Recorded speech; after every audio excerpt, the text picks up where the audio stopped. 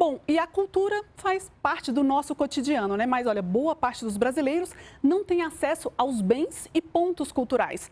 Além disso, faltam incentivos aos artistas, produtores e também toda a cadeia cultural.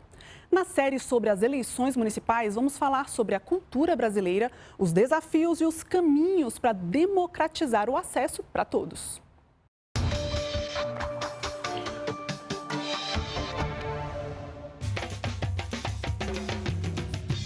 O país do carnaval também é o país do boi de Parintins, do jongo e de muitas outras festas populares.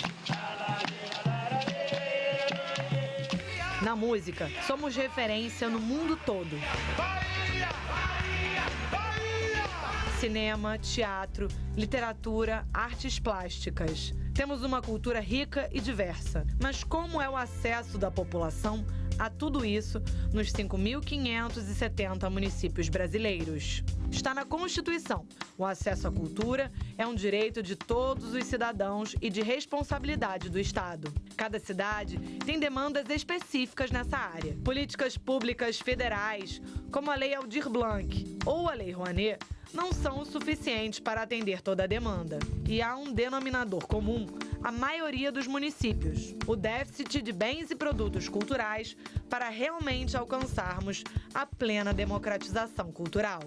Segundo os últimos dados do IBGE, cerca de 31% da população do país vive em municípios sem museus. Os cinemas estão presentes em apenas 9% das cidades brasileiras. E em 65% delas, os moradores levam 1 hora ou mais para chegar a um teatro ou sala de espetáculos. A falta de equipamentos culturais é um dos desafios que prefeitos e vereadores que ganharem as eleições deste ano vão enfrentar quando assumirem seus mandatos. Há também muita desigualdade entre as regiões do país. Nos estados do norte, o tempo médio para acessar um equipamento cultural é quase superior a 1 hora, enquanto no Rio de Janeiro, essa média é de 16 minutos. Mas mesmo em grandes centros, há problemas.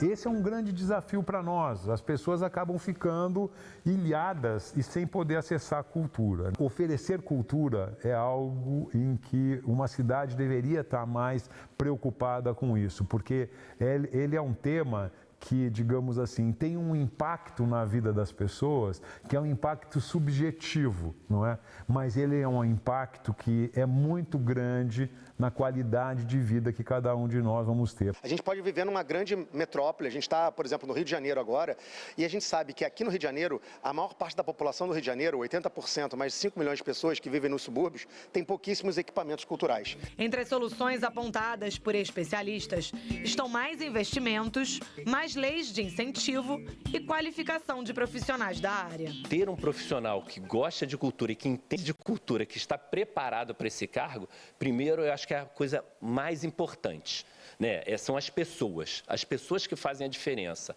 E as pessoas com um orçamento adequado faz mais diferença ainda. Então o problema é que muitas vezes o orçamento da cultura é o menor que tem dentro de todas as secretarias. E muitas vezes os profissionais de cultura que estão exercendo essa função de secretário de cultura não têm a menor expertise para fazer isso. No pleito de outubro, eleitores devem ficar atentos às plataformas dos candidatos nessa área. Não adianta a gente só investir sem um debate, insisto nisso, com a sociedade civil. Essa Secretaria de Cultura ela tem que estar dialogando obrigatoriamente com a Secretaria de Educação, com os investimentos em turismo, com os investimentos em saúde, em saneamento, para que a gente possa efetivamente democratizar e produzir esse acesso à cultura de forma contínua. Os candidatos têm que entender que valorizar a cultura e ter projetos culturais é a gente investir na nossa população e na educação da nossa população, para as pessoas serem mais sensíveis às questões climáticas, às questões de gênero, às questões políticas, às questões de preservação da natureza, né? Então eu acho que a cultura ela é fundamental para uma sociedade.